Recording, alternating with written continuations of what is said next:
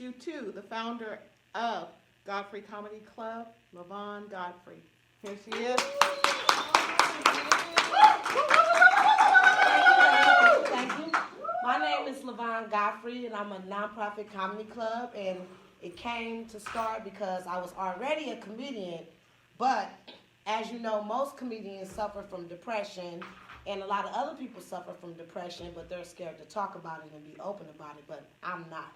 So in 2016, I've been through a lot, and I had a lot going on, and everything just came at once all together on me, like all my pain from a past, being a child, everything I went through, things that I saw too much as a child, where people think that children don't need counseling or they just need to just brush it under the rug. What happened when I got, 41, so 39. Everything that I went through from a little kid on up to now to an adult. It was my daughter. I had a daughter at 16. It was a guy I was dating. It was a lot of things with all in one. Plus, I was struggling with voices and stuff since I was a little child. And I learned that depression and suicide is like a disease. You're born with it, and a lot of people don't know. You could just be going on about your daily thing, and a little voice would just come and say, kill yourself. And you like, what? You know, and a lot of people don't talk about that because they're scared. And it's not our fault. It's something that we was born with. So on February 15th, 2016, I was standing in my room, and I had my Bible open, and I remember the room was spinning, and I had a gun to my head. And I remember thinking about, it seemed like my whole life was flashing in front of me. Everything I've been through, just voices, and when you get depressed, you close down and you stop talking to people. You start repeating stuff, you know. You start trying to speak up to people, and people don't believe you, especially when you're black. I mean, if you call somebody black and be like, I'm stressing, I'm going to kill myself, the first thing they going to do is say, well, kill yourself. Why don't you quit calling me? Click. But they really don't mean no harm. It's just that they don't know how far you done got. So I kept, before I went through my thing, I started having memory loss. Couldn't remember nothing. I was having a psychological breakdown. And people don't understand, when people have them, you're not yourself, you're not in your right mind, and you do things that's out of character and things that you shouldn't be doing. But anyway, on this psychological breakdown, before I had it, I was reaching out to like my mom, my sisters, and I was calling them, and I was just crying, and I didn't even understand what was going on, because I am the strong one of the family, that everybody lives with me. I took care of everybody. I got everybody straight, and then I had to suffer from trying to love and pull everybody else together. It hit me hard. The strongest one that thought that I couldn't fall, and I fell harder than everyone. So I was calling everybody. I called my sister. Oh, I'm going to shoot myself. I'm going to shoot myself. She said, well, shoot yourself then, bitch. You know, bam! I didn't think you was going to really do it, you know, so that's how it happened. So I was contacting my mom, and sometimes our families, it's passed down to us. People suffer from depression from back in the day, grandmothers, and they just sweep it under the rug, and some people are scared to speak up and go get help. So my grandmother was bipolar, my mama was bipolar, my sister was bipolar. Well, I'm a little tripolar, but but it was something going on in them genes, and nobody wanted to address it. So anyway, back to the night, I'm sitting there with the gun to my head, and my Bible is open, and I'm struggling with the thoughts and the stuff, and before I could know it and pull it away, boom, I heard something go off, and I stopped, and I said I heard something, and my head fell into the Bible, and these is all true stories, and so I saw my blood run on the Bible scriptures, and I began to read. And little voices were saying, lay down, let it finish. Lay down, let it finish. And so I laid down for a little while, and then I got back up. And then I jumped up and I screamed, Jesus! And then I walked into my bathroom, and I opened up my mirror, and I looked in my head. And there was a hole in my head. And I said, I'm really hit. So I stopped for a minute, and then it was like I heard these loud voices, just somebody struggling and fighting, tug of war, tug of war, tug of war. And I believe it was God and the devil struggling over me. So I put the gun in my mouth, and the voice was like, finish, you can't go back now. Nobody's ever going to forgive you. You can't go back now. So when I did like this to pull the trigger, something just came over me, and I dropped it. All of a sudden, I turned him from a killer to a hero. Called 911. It's Lavon Godfrey. I'm outside. I got on brown boots, orange shirt. Come get me, come get me. So they came and got me. And I remember being in the ambulance, and I was going in and out, in and out. And I remember the ambulance saying, shh, don't you die on me. And I'm not knowing die, but I don't think I ever passed out, but everything was in slow motion. But I was losing myself, and so I got to the hospital, and everybody was around. I mean, people, because you know when you're going through depression, the voices tell you your mama don't love you, your kids don't love you, you better off if you dead, you're a burden on people. This is all the things the voices tell you before you get into that depression. So I'm in the hospital. I can't stand my grandmama. Here come my grandmama. Here come my mama with her gangster self, my sister, and all my family. And I'm laying there in the hospital, and I'm wrapped up, and everybody's screaming, who shot you? Who shot you? My brothers and sisters, they mad. I'm going to kill somebody. Who shot you? And I'm sitting there like, how do I tell these motherfuckers that I'm the one they looking to kill?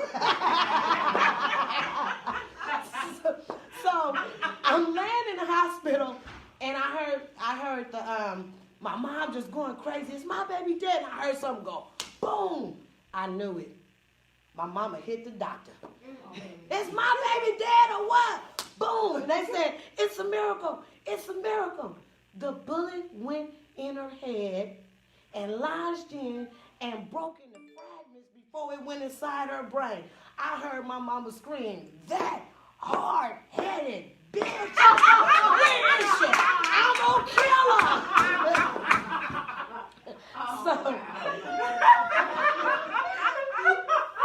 So I'm still in the hospital, and so I'm in the hospital, I'm all tied up. 2 days and went by. All I could think about is they done found a gun in my house. They done found some bullets. I'm going to jail. I'm going to jail. So I called my brother, and I said, Rome, what they find? He said, they found a gun and some bullets. I'm in the hospital, but I'm still thinking like a gangster, right? I said, some gun and some bullets. But I didn't pay attention because I was losing my mind. If I was going to jail, they would have had me handcuffed to the hospital bed. But my brain told me I was going to jail, so I'm in the hospital 2 days with the bullet fragments in my head. When my brother said, the police came in there, and it was a paper on the table. Well, you know, we from the hood. I said, a paper on the table? What is it, man? He said, it's a search warrant. I said, look at it. See if it's signed by the judge. Because you know, if you signed by the judge, it's legal. You're in trouble. He said, it's signed by the judge. I said, I took all that stuff out the hospital, and I went on the run in my head. The police was after me. So I went on the run for 4 months thinking that I was going to jail because I tried to commit this act on myself. Right? I was Googling stuff, how much time you get for shooting yourself. But I didn't know it wasn't a crime because I was inside my home when it happened, and I wasn't a threat to the public. So I done left for 4 months, people looking for me, people putting up missing reports.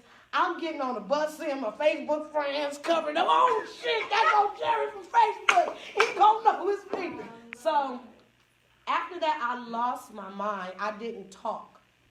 I stopped talking, and I went to my mom. She took me to a doctor named Dr. Rankin from the Roots Community Center. He had a little mobile thing where he go around in the hood, and I wouldn't talk for months, and my mom just kept taking me back. What I liked about my mom is my mom was on drugs, but she had enough in her to take me where to go get help from. You know what I'm saying? And I love my mom. I call my mom my dope fiend hero. You know what I mean? Because some people can't accept who their moms are. But my mom had a lot of pain, which was handed down to me. But anyway, back to the story. So, I'm on the run. People calling me. People looking for me. I went in rooms. I'm sleeping in. I don't even tell you where I was sleeping at. I knew some bad bugs somewhere I was sleeping. And I just kept remember scratching myself saying, this ain't worse than in jail. I can do